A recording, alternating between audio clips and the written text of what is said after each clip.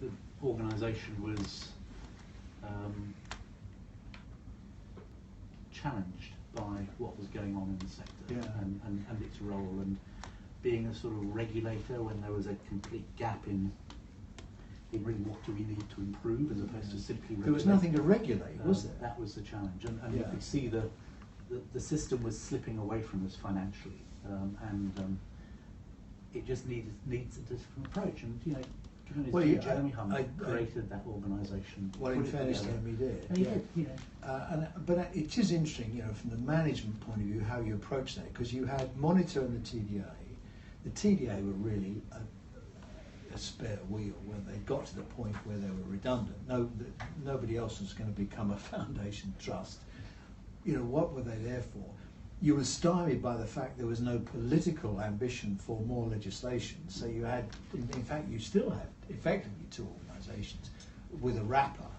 There's a wrapper. We have one organisation, one chief exec, one team. It's come together quite well. And how did you approach that? It's not just because they're my teams. We've got some really good people. Yeah, but you had a lot of those good people to start with, didn't you? Yeah, we did. Really good people. Yeah, they were good people, and they weren't working. Comes back to how you put organisations together, how you auctionate them, how you get them working in the direction you want, how you tip it from being a sort of slightly cold regulator to being a warm improvement support organisation. That doesn't mean to say you're soft, warm and cuddly, it just means you do it differently, your interaction. Tell us about that. It's a big change in philosophy, and there's a real change management story to be told here. How did you approach that? I got a really good chief exec, just somebody who's fantastic. Yes. We all know. We're all big fans of Mark Bricknell, who sat in that chair. And he wanted a job. As it turned out, he's now running the world's healthcare system. Another fantastic guy. Yeah. We're all big fans of Mark. He's done a great job. He was in the line. He was in the running, and then because Jim appeared from nowhere, really. Terry and I have been up to Northumberland to see his trust, and I don't know if you've been up there, but it's an unbelievably well-run organisation. You can kind of suss an organisation out of the first 10 minutes, really, but it was stunning how he got the whole place humming. Everybody had a sense of responsibility. They weren't afraid to make a decision. It was a real exemplar of how to run a place. Yeah. And how did he get recruited? We pursued him. Yeah. Because we knew, and it wasn't just me, we knew that what the service needed at this time was somebody who could build trust, who could build clear direction. His photography comes across as pretty stern and challenging, but he really gets it. He's got grit. He's authentic, isn't he? Yeah, because he's done it all, and that doesn't mean to say he's going to favour the providers over the system, but it means he understands that he can get stuff done, and he has created quite a lot of followership. Which, if you're in an ALB role, having followership is pretty vital. Well, he came to the health chat with us, and he just wowed us. For an hour and a half, he was terrific, and quite amusing as well. Really, felt bad about calling him the Jim Reaper, but by then it had stuck. So he doesn't mind. No, you wouldn't want to upset him, would you? He's good, and we're on that journey to support the system. So you've got a lot of the existing people. You've got the Jim Reaper coming in. You're trying to change the colour, texture, and flavour of the organisation, and then you've got a financial settlement in the 5-year forward view, which is not really very helpful. How do you see the money thing? What did Jim say? It's pretty brutal, but we've got what we've got. And I want to be very clear on this. The negotiation around the SR was a negotiation. We got what we got. There's no more money, so we have to step up to quite a lot of stuff that is in our gift. When you look at the system as a whole, apart from the fact there's a complete opacity in the way the money flows, and that needs to be fixed, We've got a system that is fragmented. We've pitted commissioners against providers. We've split the system up into 500 component parts. So it's not actually designed efficiently, and therefore it's not run efficiently. We've also got massive displacement activity. So you know, we've got displacement from community care at the front end to GPs, displacement into the front of hospitals. And then we've got these dams at the back end of hospitals because we can't get people out into community and home care at the other end. So if you look at the provider sector, it's got the push from the front end and the push from the back end, and it's being squeezed. That's why you have to look at this system as a much, much bigger piece. You've got to fix primary care, you've got to fix community care, you've got to fix social care, and then you reconfigure hospitals. You can't just drive everything to the front door of a hospital and then believe that it will operate that way. It doesn't do that. You know, no system does that. So how do you get around the? I mean, this is the Lansley legacy, isn't it, with the distributed leadership model? How do you get around the interface between NHS England, that is really only supposed to be buying stuff and looking after primary care, and you on the provider side? And you're right. I mean, clearly, this is a whole system. How do you get round the distributed leadership model? I mean, when it first started, you stopped doing it now. But I remember when David Bennett was at Monitor, every letter that came out was signed by 3 people: the TDA, David Bennett. It was like a Christmas card from Auntie Mary, Uncle Bob, and Felix the cat with a paw print. It's just so childish. Who's in charge? Well, the who's in charge thing, I think, is the wrong question, because I actually think it's a difficult question. Yeah, because actually I think you don't create that type of leadership. You create a systems leadership which is based on collaborative coming together of people at all levels. So, you know, I do know Malcolm well. I think Malcolm's great, and he and I meet every month with Jim, and every 2 weeks with Jim and Simon. 4 LB chairs get together every month. The chief execs increasingly get together. NHSE and NHSI are making joint appointments. We're putting our teams together physically and around the country where we can. We will move increasingly to joining up some of our back and middle office. And so we are starting behaviourally, we're integrating the system. And then over time we will start to put the people back into the system to work together with the different roles that they have. But at the end of the day, if you are very patient-centric, very outcome-driven, then if you've got that mindset, working together across the boundaries of your own organisation should be an instinctive reaction. Well, it should be. It was much more difficult, though. Of course it is, but it comes down to what you do. And where does social care sit? Well, that's the great challenge, I think, and you know, as soon as possible, we should integrate social care into the debate. STPs are doing it to a degree. I want to deal with STPs in a sort of discrete segment, if I may. But certainly the social care, I thought it was very interesting that St David, as David Dalton up in Salford, has 700, I think, isn't it, social service people to work in his trust. Mm-hmm. I think that's a really interesting development. Well, it comes back to if you look at the system as a whole and the big challenge as a whole, and the report by the Nuffield last week, you know, when you look at the bow wave of demand and what's happening to society, social care is going to be the critical factor for the next 25 years. You know, we can complain about what we've got in the health service, but actually it's the integration of the health and care service that will be well, I wrote a piece last week where I said if there's any more money, give it to social services, and I thought the roof would come in, but actually a lot of people said, you know what, you're right.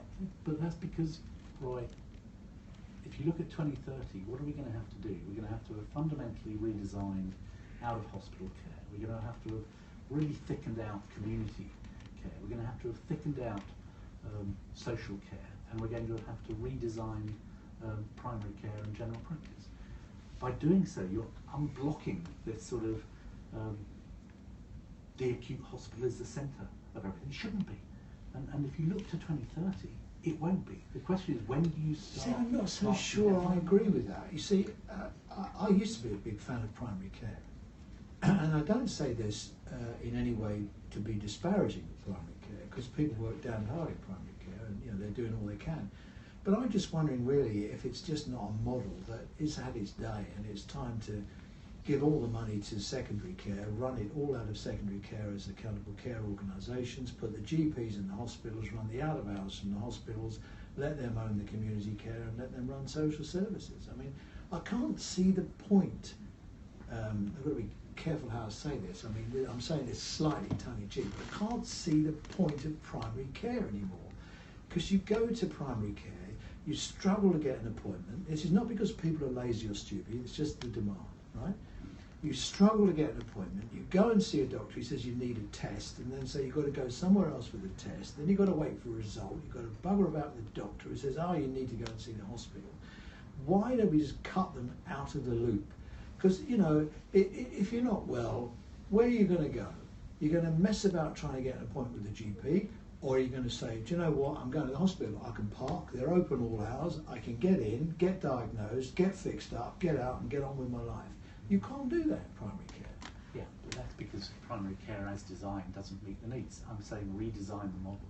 Why? For primary care. Why don't you just, it's broken? I think it's the right, well, it might be broken, it might be hollowed out, it might not have had the investment, it might, there are a number of things, but I don't think you just flow people increasingly to the front door of secondary. But that's where people really want to go, don't they? Well, that's in the absence of anything else. I think I don't want to go there if there are real alternatives.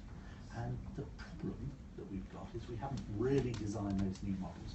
We haven't really designed and thickened out and invested in that side of it. I think it's madness, if I might be so bold, to say the answer for 2030 is to make secondary care what it was in 1978, I don't know, you know, whenever it was. Well, it's very difficult for GPs. They're often landlocked, they can't get a planning consent, they don't have the money to invest. Let's fix the problem. Well, it needs primary care needs a consolidation. It needs consolidation, it needs, as you see in other countries, you need increased use of digital technology for the way in which you see a GP, talk to a GP, book appointments with GPs, and then the way in which data flows from primary care through into secondary. I mean, if you look at decent appointment systems, you know, very few GPs can afford to put the investment in the IT to make that really work with the CRM system, the customer relationship model, which is actually what it wants. CRM system in a GP, it's too expensive. They can't do it. I think there are some interesting examples of apart from IMS Maxims, of course. Startups that can do it and you know, fix the problem, Roy, not let's have another bloody restructure of this health system, which only creates more uncertainty and more status. We know what we've got to do. You talked about new models of care. Why aren't the vanguards? Why I don't think it manages compared to mine. Why aren't they? Sorry, just to interrupt. Just STPs. We've got the Canadians in the room who don't know. Okay, well, come on to that. Yes, of course. We can explain. It's been explained. They're not stupid. They're Canadian. There's no way to talk about colonial French, John. Commonwealth French. Yeah. John is Welsh. He doesn't understand anything. Look at the healthcare system. Why are the? Thank you. If you don't understand any of the acronyms, don't worry, because neither do I. And if you ask, it'll be better. When you talk about new models of care, why aren't the vanguards under the umbrella of Not Monitor? Why is Simon messing about with them? Well, I think you go back to when they were started. They were started pretty soon after Simon arrived. They were designed essentially around the NHSE umbrella of shape of new model, shape of care. I think it's fair to say the relationships between NHSE and TDA and Monitor were not where they needed to be, so that sort of sharing, collaborative mindset, joint development, joint working was not there. It is now, so I think if we were doing those types of things again, and we come back to STPs, we would do them much more together. We are engaged now in them. I think where we're engaged, it really helps, particularly all the acute vanguards and stuff. It seems a more natural home. but All right, shall somebody had to we talk start about STPs then? We Right. can do. Okay, You now know exactly what they STP is an additive that you put in your petrol tank. There are some people like Michael who are old enough, who had old bangers, to know that he used to put STP as an additive in the petrol tank to make the engine run cleaner. We're not talking about that. We're talking about sustainability and something or other people. What do they call it? Sustainable transformation program. Sustainable. Say that again. Could you say that again? Sustainability and transformation program. You're not sure. It doesn't matter, quite frankly. You know. Okay, what it is, just so that we can catch up with our Canadian friends. It's a program that where we've taken a bit of some money and putting it in a program where we're trying to make what we've got work and polish it up for the future. I think that's probably, that's sort of about right, isn't it? I wasn't listening to what you're saying. Let me tell you what I think they are. They started out as a way of getting people to talk, where they had not talked for 2 years because we had Right. Can I just interject there? Because I did the report on healthcare in London, and one of the things that we discovered in London was the absence of a strategic hand across London, and I'm not talking about strategic health authorities, but the absence of a strategic hand was sorely missing. The ability of people to work together only goes so far. You need that sort of ringmaster role, and that's really what the STPs perhaps are about. They're certainly the start of a conversation about what does the local health economy need, and it's not the same across all 44 for obvious reasons. It's a way of putting people in the room alongside, back to our earlier conversation, local authorities responsible for social care. We haven't got it all right, we probably haven't engaged as many of the mental health trusts in the right way as we should have done. We probably haven't got the local authorities in all of them. We probably haven't got the design of all the geographies, but it's 44 too many. It may well be too many. It is certainly too many to get all engaged and up to speed and driving at the same pace. So can we expect some reconfigurations with them, or will some areas just not have an STP? I think we'll find things move at different paces. I think there'll be some who are pretty cooked and ready to go. There are some that need more work. Some will, whatever geography you design in some places, you will have to work across those geographic boundaries. So when I go to some and I hear all about we really need to be connected up to so and so. I said, get connected up to so and so. Don't wait. Don't seek permission to go and do something. One of the things I say to chairs all the time is push the boundaries of what you think needs to be done. It needs to be done, and then we'll try and help you, try and get you there. If you go too far, we'll pull you back. But most of the time, people are going in a direction which is entirely consistent with better outcomes, serving the public better, and getting a more efficient system. I want to talk to you about boards in a minute, because I think they do have a pivotal role. But coming back to the STPs, seriously for a moment, I mean, they've taken some steps. There was a leak of some undercooked documents, which was, speaking as sort of a journalist, I love the idea of a leak, but sometimes it can be very unhelpful, I think. Yeah, I'm balanced on this because you can move so far, but then you really have to engage in the consultation, in the public. Well, let's just talk about. See, some of these STPs are down in your neck of the woods. Some of the I haven't read them all. Obviously, there are 40 odd documents, and they haven't all got a document. But the ones I've looked at, they can be very dramatic. They're proposing, circling the wagon, very dramatic changes in some parts of the country, and if they're going to have to go through the standard consultation process, it will take forever, because you know what people are like. You'll get the local people who would object, often on for very good reasons, and they'll get the lawyers in, and then they'll get judicial review, and you and I know that if somebody wanted to do something with an STP where we lived, we could keep running around for 4 years. and it's going to happen. And what worries me is, you know, as I said the other day, it's not the 5-year forward view anymore, Ed. It's a 900-day forward view. And I could waste 900 days at the lawyers with STPs. Yeah, but when we miss what we're trying to do here, which is create a system which is more joined up, which is more affordable and more modern, and Yes. still delivering delivering But better but outcomes. if you, I mean, I've if been it's all involved with not in some. my backyard or Well, over it my is, dead Ed. body, well, quite I mean, to frankly, say, yeah, but you know. guys know we're saying it shouldn't be. You know, you try and close. I was down in, I made a BBC programme down on the south coast where there were a couple of maternity units that were doing about 2,000 births each, you know, well under the Royal College's recommendation. They wanted to put one in to do 5,000. And it was just hopeless. You know, the MPs who thought they wouldn't get elected if they agreed privately said, well, yes, we think it probably is a good idea, but I can't say that in public, I've got to get re-elected. All the local councillors were against it, they were cranking people up. Do you think the time, like in local government now, where they've speeded up the whole process of consultation to try and help the building industry and so on, I'm wondering if it isn't time really for you to be pressing for a new consultation model where certainly we'll listen to people, but you can't spin it out in the way that you can now. It's so fruitless. I think you've got to engage, and you may be right. I can't say. What I do know is 2030 is only 14 years away. Yeah. You know, 2020, we're done.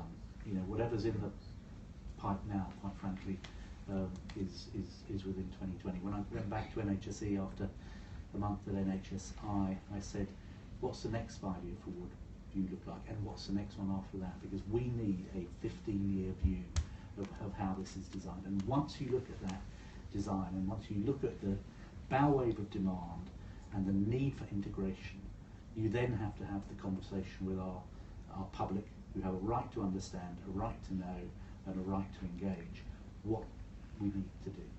Now, you know, that's my view. What about a different model? What about citizens' juries that decide?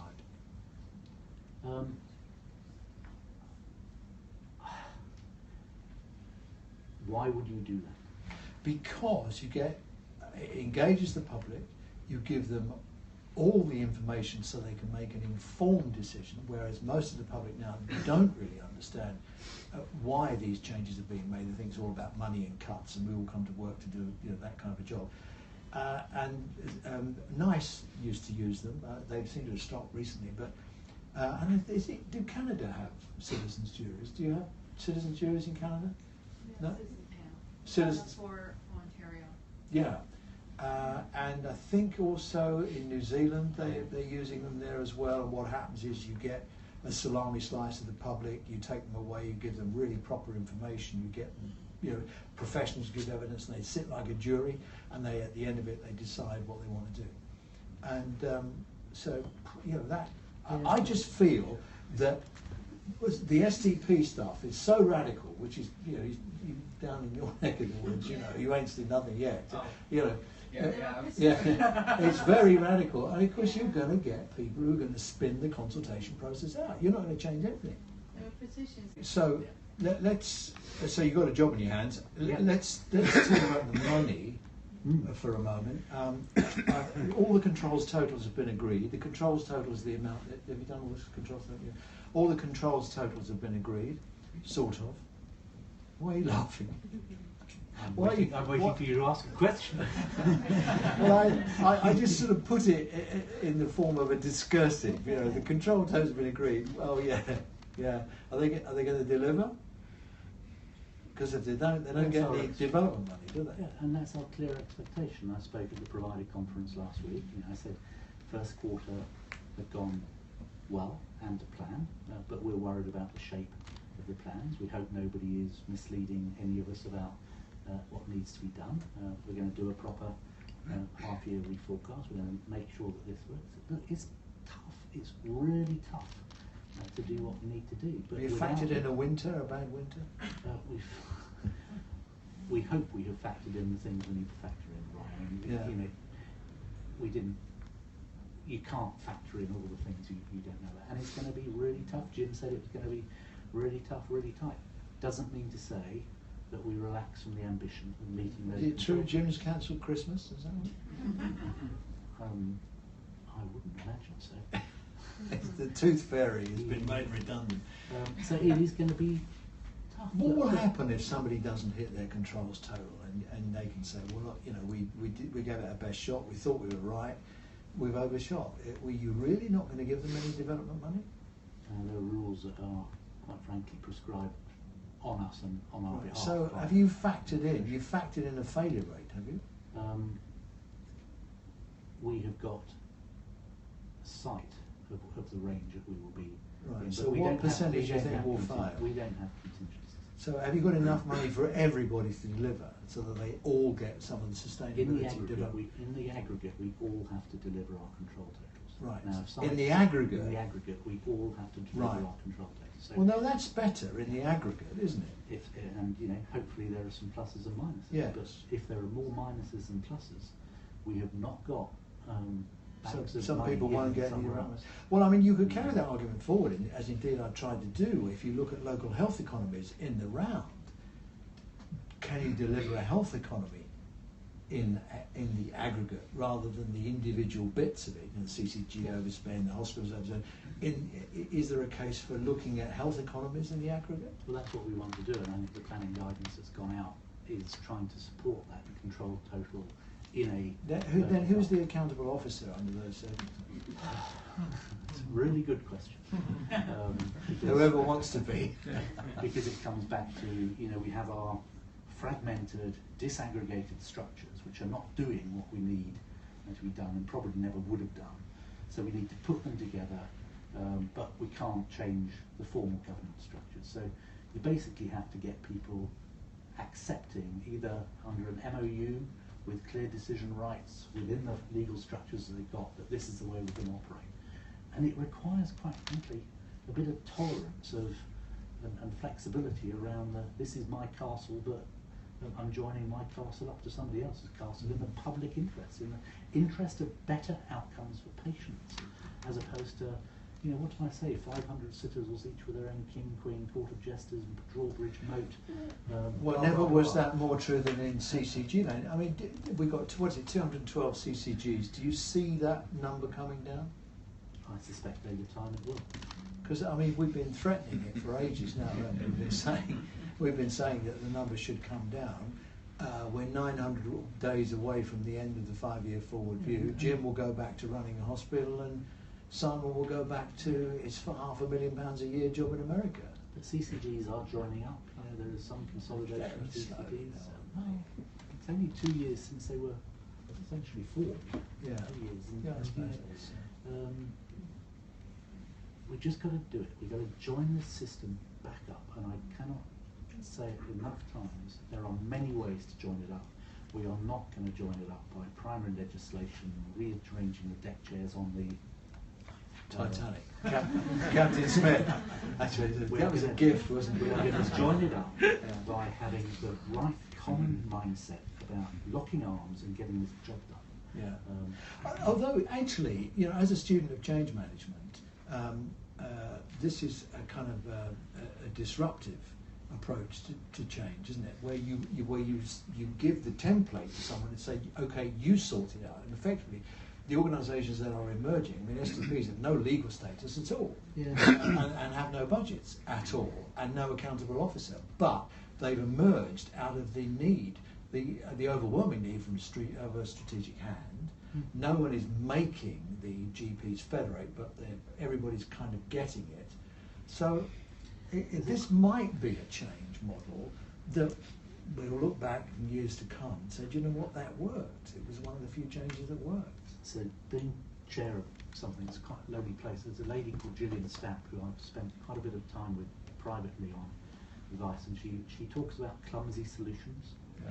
And clumsy solutions are those where you don't spend all your time analysing and determining anything. You put people in the room, you get people talking, debating different points of view, and you get to the right answer over time. STPs are I don't want to say they're clumsy, but they are. And No, it's a clumsy they're solution. Yeah. clumsy And they'll be solutions. messy in the middle.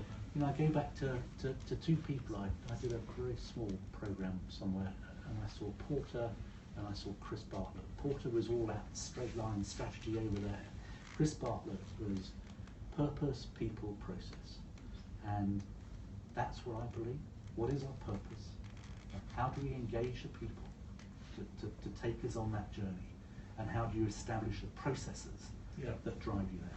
And so, you know, you can intellectualize this, you can make an academic treatise, or you can go, yeah, it's actually about what are we trying to do, who are the people going to do it, and what are the processes we need to get it done by. And STPs are just part of that mechanism. And they're slightly clumsy, they're slightly not perfectly designed, but if we'd gone through a process of perfectly designing them, we wouldn't actually have launched the process now. Yeah, I think So, that's right. you know, I was talking to John give us Lister. some Do you know credit. John Lister in London Health Emergency? He was having a go at STPs, and I said to him then, you know, it's too early. Wait, let's see what happens. Let's see how they emerge. But of course, it does upset the locals if they think the hospital's going to close or things are going to change. So it comes back to good old communications. Let's. I'm just keeping an eye on the time. Let's talk a bit about boards. Right. I used to be the chairman of a board, and I suppose I'm as guilty as anyone else, but I must say I do meet a lot of boards who, they don't seem, I'll talk about the non-executives here, you know, and bless the non-executives, you know, and I'm not being rude about them, because they give their time and do what they can do, but a lot of them are not very good. Now that isn't to say that they can't be very good, but we do need to spend more time and effort on them to help them be very good. I mean, you get some who just can't read a balance sheet. Yeah. So I spent a lot of time with chairs of boards, and I'm blessed with a Chairs Advisory Partnership, which I jointly chair with Peter Wyman. It's a way of engaging 30 chairs, and I go to meetings of regional chairs and stuff. And you know what? The vast majority of them are very, very focused. What I have found is often, and slightly odd, the relationship between the CEO of a trust and the chair is not always as close as perhaps I would have been used to in my world. I think sometimes... You have a very close relationship with Jim, don't you? Yeah, I mean, I do. We talk. How do you keep that accountability distance? Because I do it through all the formal processes. So, you know, I'm very process orientated around what's the business plan, what are the objectives, what are the team objectives, how are we monitoring it, and holding people to account. So, you know, we have our collegiate moments, and we also have our behind the door moment where we go, this isn't going right, or that wasn't handled terribly well. That's the job of a fairly experienced chair to know when to turn this one or that one, to keep somebody really highly motivated and learning at the same time. I don't think boards have yet embraced in the NHS the sort of coaching culture, mentoring culture, bringing people on in the same way that in other systems it happens. I think you know, one of the reasons I've gone around some of the third sector organisations, some of the FTSE 100 companies, is to get an injection of new and different types of skill, particularly around digital, around process, around lean, and around change that we just inject into the boards will create a slightly different dynamic. But let's not say they're not very good, because actually I don't think that's true. I think a lot of them are doing really hard graft work in pretty dire circumstances. And if you're running a mental health trust as a net and operating across, or a community trust across multiple estates, that's a tough old job as a net. If you're a non-foundation trust net, you're being paid £9,000 a year for doing it, or is it 8? You know, I mean, if you're doing 2 or 3 I think days, it's time. It's time to it's 6. Yeah, Six. yeah. £6,000. Really? And you know, this That's is what Eve Richardson would pay for a pair of shoes. and this is for most a day a week. Yeah. It's a day a week, and for the chair, it's. But it's not, is it? I mean, if you're really into it, it's much more than that. All right, well, look, let's. Terry, we got anything on Twitter we want to raise?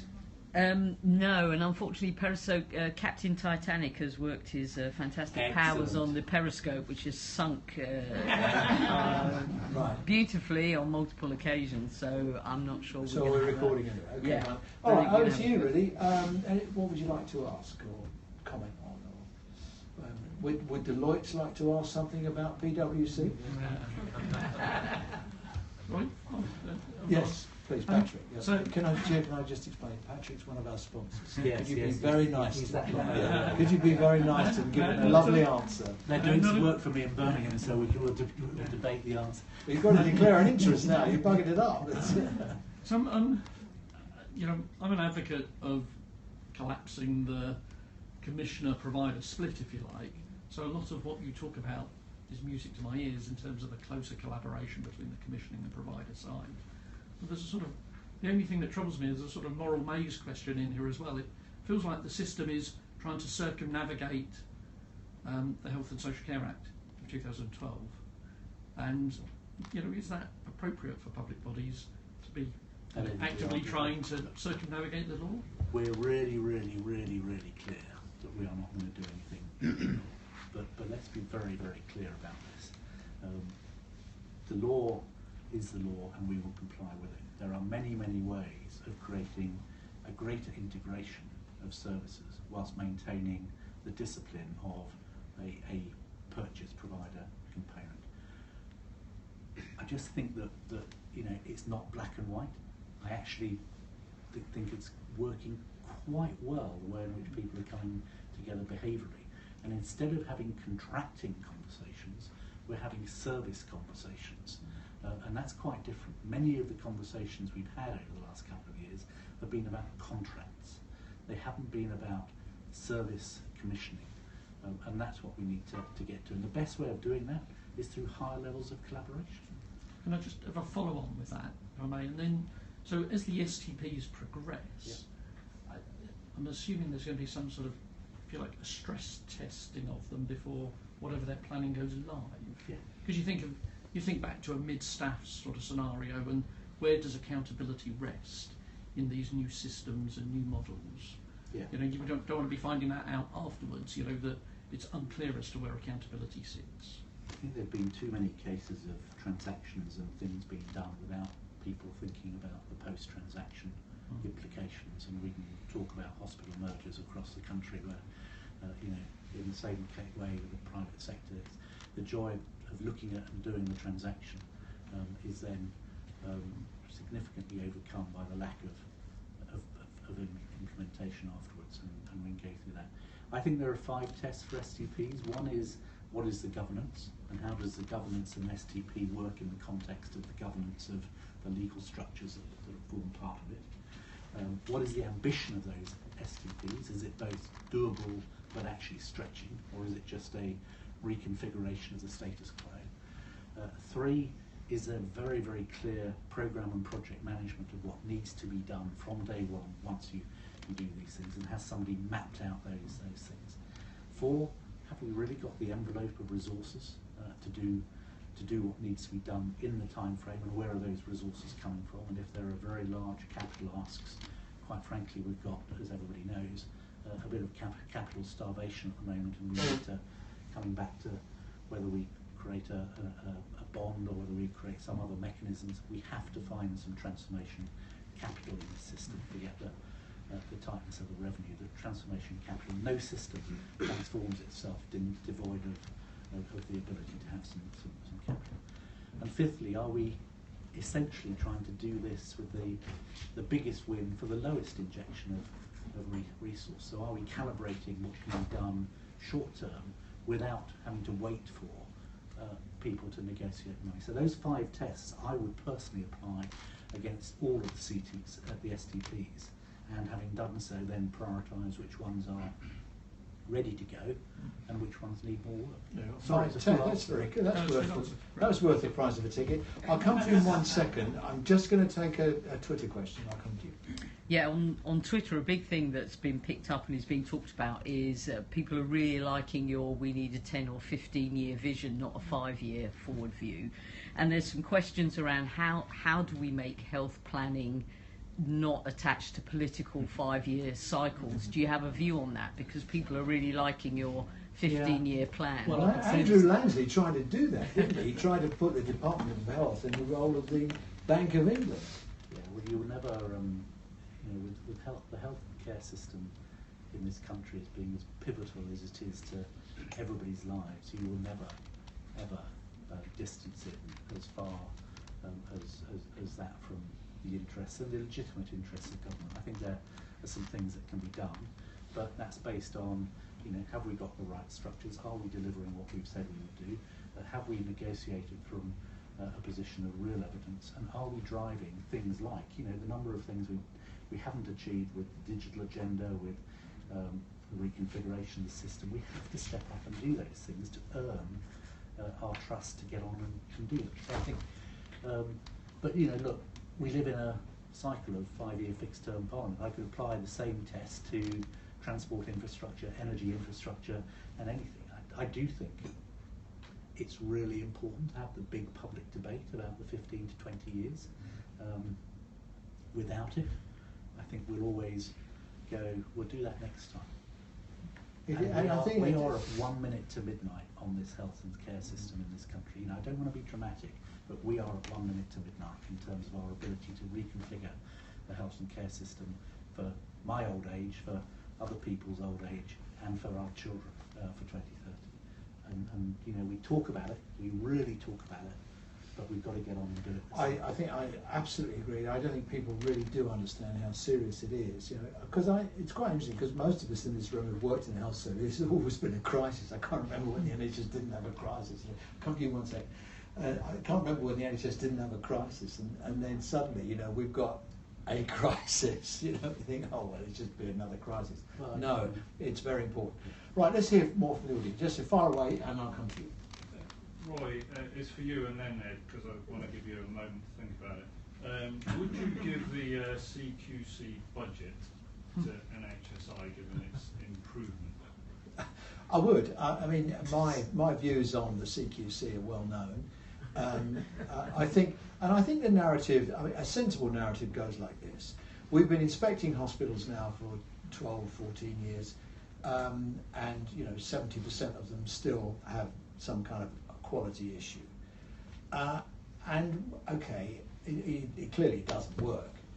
But this is the but, and I'm going to be kind to them. I think. Look, when we started inspection, all we had was a bloke with a flat clap and a clipboard. That was all we could do, turn up and have a look. And then it takes months to write a report, and we found out what an inspector found out 6 months ago. It's a complete waste of time. Deming was right. Inspection's got nothing to do with quality.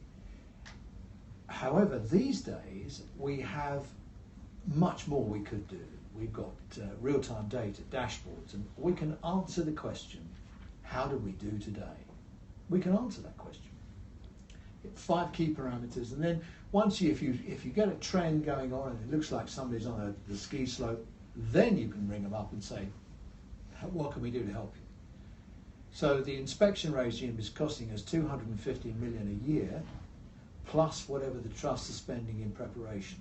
Call it, I don't know, $500 million, maybe more. And so I would strip that money out, and I'd make it part of the performance management of NHS Improvement, because we're trying to improve, not inspect. And I would make it a data-driven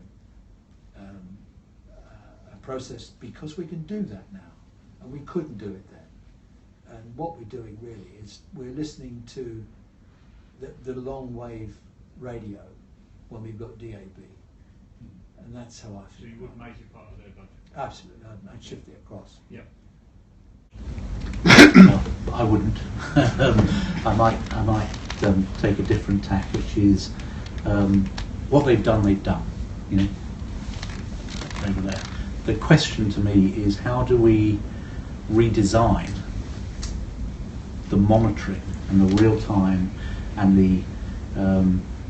the way in which we check out quality for the future, and how do we use it as a front end to an improvement agenda. What's happened in the past is you've had CQC over there doing its inspections and things, and quite frankly, relatively little learning coming into the front end of any improvement regime, because there wasn't any improvement function really in the organisation. So I would like it separate. It may well be smaller, it may well be more real time, more dashboard orientated. But the key to me is, in the same way with litigation authority and other mechanisms where we find fault and find challenge, are we picking up the learnings and bringing them into our organisation and across our system to learn from them? It comes back to what I said right at the start. Have we got a true learning system in the NHS? Or have we got deny that we've never had any problems? And I can tell you, as we all know, the health system in this country is not perfect and does not deliver everything correctly first time. Okay, I'm going to move us on because I'm conscious of the time. Yes, sir, fine. Hello, Malcolm Green. You mentioned purpose, people and process. Now, I've been involved in the health service more than 40 years, and I get a feeling that a million people who work in the health service are more discouraged and disaffected at the moment than, I mean, we've had, as Roy said, crises, we've had financial difficulties, we've had reorganisations over 40 years. The wheel has turned several times. I just get a feeling that people are more disaffected and more disillusioned now, the people working in the service, than I've ever known. Now, I could be wrong, but Yeah. what do you think? How's your morale? Well, How's their morale? I just wish that we would celebrate what we do more each and every day, because when you go to a hospital, when you go to A&E, when you go to a paediatric unit, when you go to an end-of-life unit, everybody is absolutely dedicated to the task of serving the public. We do not celebrate the work that is done. They need a bit of love. They don't get it. I've said it many times. What is the job of a leader in an organisation? It's to oxygenate that organisation, make the people feel like they want to come to work. Have you mentioned that to Jeremy Hunt? Jeremy's grown up enough to understand all of that stuff on his own account. He doesn't need me to tell. Quite frankly, that's off the agenda. But I am passionate about oxygenating organisations based on allowing people to breathe their job. That's why improvement has to start at that level. It's why commentators shouldn't be talking about the negatives day in, day out. The negatives are outweighed by the positive life stories multitude of times in the NHS, but they don't get out. The Academy of Fabulous Stuff has had 750,000 page views in just over a year. There's an enormous appetite for the good stuff. I love it. I love it. Terry and I get around the hospitals. It's fun. When we get around hospitals, it's rare that we come away thinking the morale was no good. It is. But it is an interesting question, because I spent this morning wasting half of my life in a discourse with some of these junior doctors who all hate me because I said they shouldn't go on strike. And it's easy to come away thinking they all think like a small vocal group think. I think the people who work in the NHS come with such a strong sense of vocation that okay, it's not great around them, but they do their job willingly and well. And I think we're going to find out actually, because Shane's company we're working on a secret project. Not anymore. which I can't tell you about. But we are going to be able to measure the morale of the NHS every day. We have a new app that's coming out in November, and it's cost Shane a fortune, and thank you very much. We'll keep it quiet for another month away. Yeah, I won't tell you about it, but the way it works is that everybody working in the NHS can have a copy of this app. It pings once a day and says, how are you feeling today? And we can measure their morale, red, amber and green, and it goes to a website, where there's a big advert for his company, and we got a fabometer. We got a meter that measures the NHS morale. Now the trick is that we'll know where people work, and so we'll be able to go back to the chief executives of the hospitals and benchmark their morale. So we can say to this hospital, your morale is terrific, well done, how do you do it? And your hospital, your morale is down the pan, can we come and help you? So there's a bit of science behind but it. It's so, a secret at the moment. But it's a secret. I think we need a Men in Black moment. So I just want to finish off on you know, if we go, thank you. You know, the service is under enormous pressure. I think people are frustrated in the delivery of service. Their heads are down, but you can tip them back up by that sort of engagement and that celebration of what they do. And it's my job then to support the fixing of the system that enables them to oxygenate their... I like the phrase oxygenate. We just have brilliant people, right? And, you know, why beat the shit out of them? Why, you said it, why do that when we know that deep in their blood is patient care? The role of a leader is to create the time and space for good people to do great things. And that's very easy, isn't it, Mike? You will say so, Ron, yes.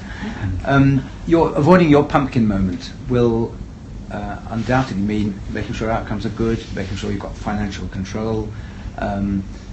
Although Roy says we can, in fact we don't have the information systems in place at the moment to be able to do that, and most boards don't have a clear understanding about how it can be done. How do you think NHS Improvement can accelerate this programme in depth? Well, we've got to bring in the expertise. It's partly why I went round some of the just the NED level around the footsies and things, because the digitisation of other systems is way ahead of the digitisation of the health and care system. But we've then got to, I think, for a time, bring in players who can actually do this with trust. I think Keith McNeil's appointment, I think the new approach with Noel Gordon taking on board, done this before in his professional life, will help. I don't think it's going to be easy, because actually I think it requires a system to be joined up and people who do it once, not, you know, primary care to do this, secondary care to do this, social care to do something else. So Patrick, how do you do your reporting in your company? You've got a huge organisation. Is it all electronic? Mostly. Yeah. Mostly, yeah. Yeah. Yeah, still. I don't think it's difficult to convert a balance sheet into something that we can all overlook. I think what we're going to have to do for I think what we're going to have to do for a time is shove some aggregator systems on top of the big infrastructure systems, and that's been done time and time again, just to drag the data out. We need some good open source systems. Yeah, ultimately. Yes, ma'am. Completely from the lower end of life. No, you mustn't say that, because this lady is a representative of a patients' organisation. Well, an independent public and patient involvement organisation in Devon, but we are also members of one that is more national. My question is, what is the point of public and patient involvement and all the consultations? There is a lack of trust, there is lack of information. We do not know on the grassroots level what the STP is, we do not know what innovation is, what is meant by it, we do not know what is a new model of care, as in terms of how long is a bit of string. We have heard all these things so many times before, and it's actually becoming cynical that those people like myself who are offering ourselves to be participating, as NHS in Constitution says, in public involvement, but it's just not working. It's a very good question. Yeah, and it goes to the heart of the speed with which the STPs can work. I mean, I think it's Ellie, isn't it? I do think, Ellie, that. Well, let me ask you: do you think that sometimes the patient involvement is used to manipulate no change? Yes. Well, is used to let the wider public believe that there was consultation, and in other words, we're becoming implicitly accused of having agreed to what is being But it presented. isn't necessarily the case, is it, that everything the NHS wants to do is opposed? No, but because often people is. do not understand what it means, Yes. how can you consult somebody on something that you do not understand? Yes. Yes, I do absolutely understand that. Yeah, and I think, they said it at the provider conference last week, we've made some mistakes. Some of those mistakes have been, at what time do you do something? What is the narrative? What is the conversation that needs to take place? Too often, I think, across society, actually, we don't do that engagement properly. On the other hand, 2030, we do have to drive and create a different ecosystem for health and care. So we have to have the dialogue, the acceptance But you do and not recognition. have a dialogue. Well, we have It's to. a one-sided dialogue. So Yeah, I I've get said that. we made some mistakes and we have to improve the dialogue. Ultimately, we will have to do some things which are unpopular. And just tell us. Yeah. Just say, this is what's happening. Don't pretend consultations. Who do we, you see, it is a very interesting, Eve Richardson is here, Eve and I closed a hospital. And I had my parenthood challenged by someone who wrote it on my car. I mean, the public can be very aggressive. Where we thought we were doing the right thing, we thought we'd gone through the hoops and hurdles.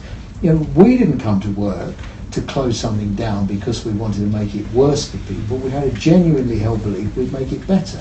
But it is very hard to engage with a public that doesn't really want to listen. I can tell you what happens. Well, you know what happens. You've seen it yourself. You get the local councillors involved. You get the sort of the no to everything involved, and you get. But it's very easy to make a lot of noise, particularly on social media, without really understanding what the issues are.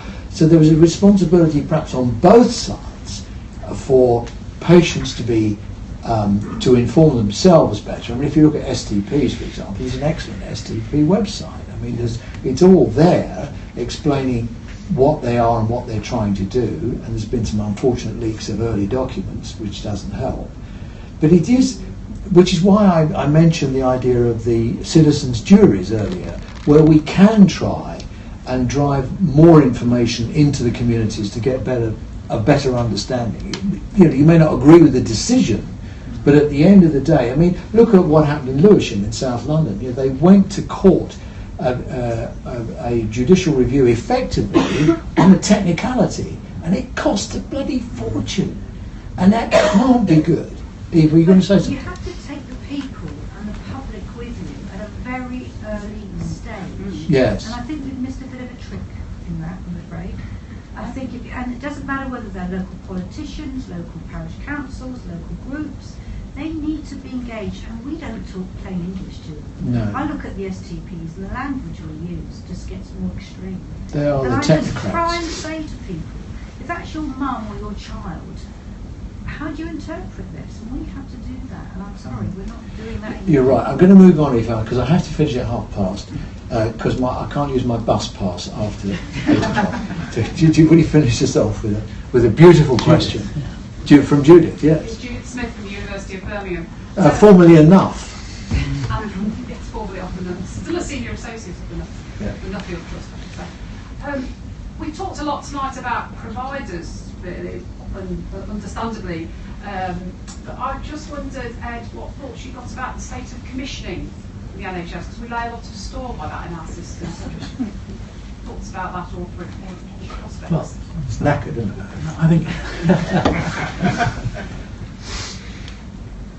I think the challenge with commissioning is, was it set up to do far too much? And was it actually set up so separate from the rest of the ecosystem that it was actually impossible to translate some of the ideas around new models, some of the ideas around local health economies, probably too micro health economies, if I'm honest, which is part of this sort of aggregation thing, into reality. And I think that, I was there. I was there at the time they were created.